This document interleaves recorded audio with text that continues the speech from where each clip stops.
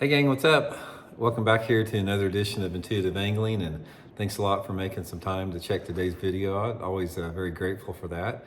And guys, today I want to give a little commentary on a video that I just saw put out, it's been a couple days ago, by a Bassmaster Elite Series Pro. I think his name is Jacob, and I believe his last name is pronounced Foutz, F-O-U-T-Z. He's an Elite Series Pro, and he had an outstanding video that he did on sort of like the reality of the sport that nobody's telling you in terms of fishing professionally. Sort of been going viral around the internet lately, and I want to comment on that, and also I'm going to include the link to that video in the description here, and we're going to go over that, so it's going to be interesting. I'll be curious to hear your guys' comments on it too when we get finished. Big thanks, guys, before we get started. I just want to thank everybody that's been using my new Tackle Warehouse affiliate link. I've been putting that in the description of the video. If you guys like to order some tackle through Tackle Warehouse by using that link I put in there, it's a good way to support the channel. So thanks everybody that's been doing that. Okay guys, the reason I'm doing this video is I had a bunch of people forward me this video and say, Randy, you gotta watch this, you gotta watch this.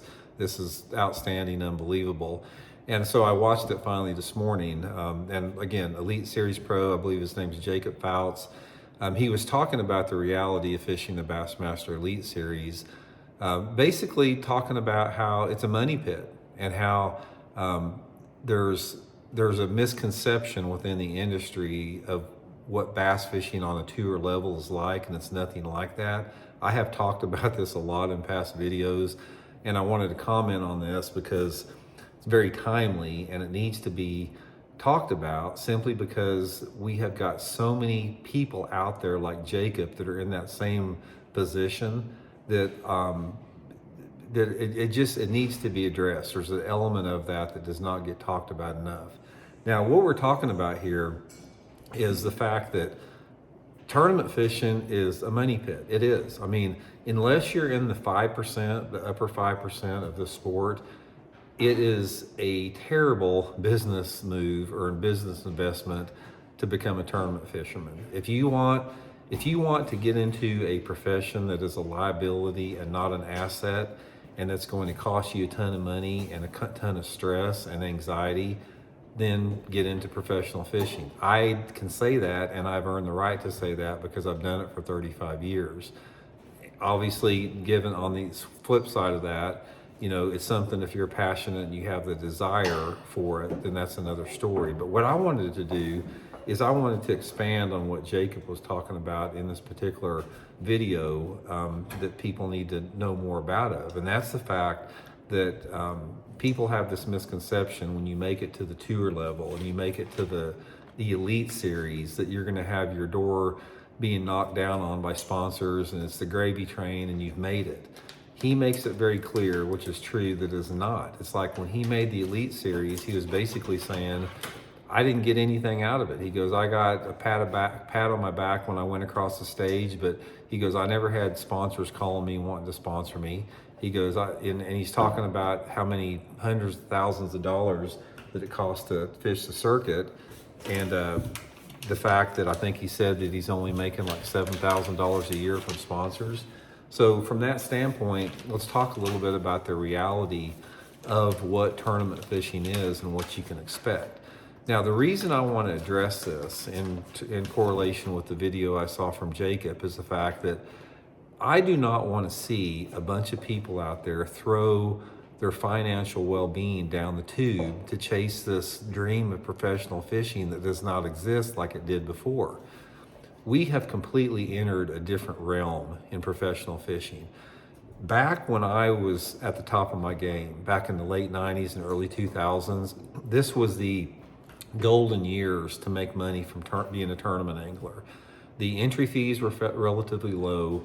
The payouts were double of what they are right now. There wasn't near as many people fishing tournaments. There was a lot of lucrative sponsorship deals to be had in there.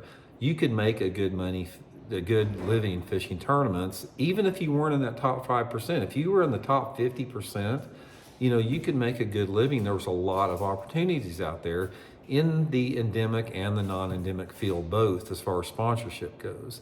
It's not like that anymore, guys. What has happened since everybody and their brother now has a tournament circuit, We've got more tournaments than we know what to do with. We've got, 10 tournaments on every lake, every weekend, all year long. The United States of America it has too many bass tournaments on it. And as a result of having too many bass tournaments on it, it's created a segment of anglers like Jacob Fouts. What he's talking about is that you get to this level and you work to get to this level, and it's not what it seems. It continues to be a money pit. And I want to talk about two different aspects of it. I want to talk about from the angler perspective on this, then I want to talk about from the tournament end of it here to sort of give you guys my point of the reality. First of all, if you want to get into tournament fishing, you have got to realize that tournament fishing is nothing but gambling. That's all it is. There's no difference between you going to Las Vegas and playing slot machines or blackjack than it is to go into a bass tournament anymore, especially in the age of live scope. And so you have to accept that reality there. Now, I'm not talking about the Jacob Wheelers of the world or the Kevin Van Dam's back when he was at the top of his game. I'm not talking about the freaks of nature that are in that top 2-3%. I'm talking about 95% of the other dudes out there that are under this misconception that they're just going to work hard and they're going to reach the upper levels of fishing and then they've got it made and they're going to be set the rest of their life. That's not the case. Guys, here's the reality of the situation. Everybody out there, 95% of the tournament anglers out there are throwing their money down the tube. They either have a lot of discretionary income, they're independently wealthy and they can absorb it, or they're maxed out on the credit cards, or they're causing turmoil and anxiety and stress at home by stressing their family finances out, or they're living just out of the back of their truck and worrying about where their next entry fee's coming from. 95% of the anglers are in that category to some extent. I'm not talking about they're destitute, but it's a struggle every single time. And let's say, for example, you're one of those guys, say you've made the Elite Series, and say that maybe, you're rocking it pretty good. You've had 2 or 3 really good seasons, you've made the Classic, whatever, you think you're on the top of the world, got a few good sponsors. Guys, you're only 1 or 2 seasons away and 1 or 2 phone calls away from losing everything. It's like all you have. If you have a couple good seasons on the Elite Series, and say you profit $40,000 or $50,000, which is, in order to profit $40,000 or $50,000, you got to basically win Angler of the Year. So if you do have a few good seasons, all it takes is is a little dry spell. 1 or 2 years and you're back in the hole. I remember my dad one time, one of the wisest things he told me is I was in a period in my career back in the early 2000s where I was killing it. I was making a lot of money. I was winning tournaments. I was finishing high in tournaments. I was making the Classic and the Forest Wood Cup every year. And I remember I think I bought a new truck or something like that during the middle of this. And Dad, I remember I walked into his kitchen one day and Mom and Dad are sitting there and he goes, Randy, I'm going to tell you something. He goes, you better not piss away your money because one of these days, that well can dry up real quick like that. He goes, you never know, what's going to happen. You can't count on catching fish every single year. And I sort of blew it off. I didn't think much about it. He was right. Sure enough, a couple of years later came dry spells and the money went with it. That is the reality of tournament fishing out there. From that standpoint, guys, I do not encourage people to be professional anglers. I don't. I mean, I think it's great to fish tournaments. It's for fun. Like if you guys want to fish BFL, something where you can work a regular job.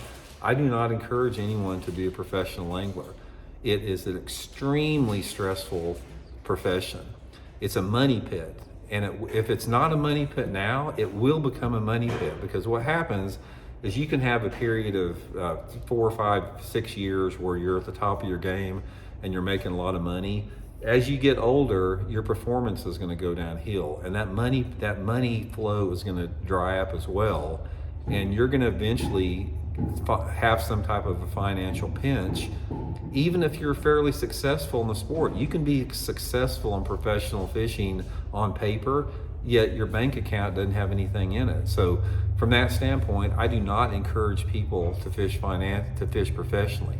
The only people that in 2023, I'm not talking about it was back when I did it, because back when I started out, it wasn't like that. The reality of the situation now is in 2023, I think the only people that need to be fishing tournaments are people that single, that don't have wives or girlfriends, and are independently wealthy and don't care about being around family or being home. If you can do that, if you're independently wealthy and you don't have anyone you have to answer to, and you don't have a family you got to take care of, then go for it. Other than that, I think it's a bad move for anyone out there. Now, let's talk about the tournament organizations, because the problem is the tournament organizations have created this situation that we find ourselves in simply because there's too many dang tournament organizations. Back when you could make a good living in the sport, there was basically one or two organizations. Back then there was nothing but the Bassmaster, and then there was FLW.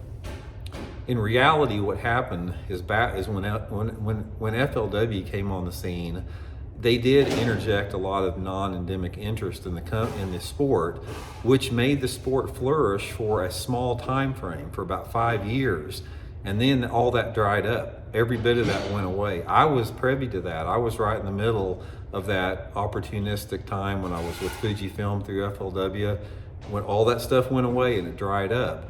So the problem you've had, the more tournament circuits, all these guys, the MLFs, all the stuff, the Toyota Series, you got the NPFL, you got this and that and this and that.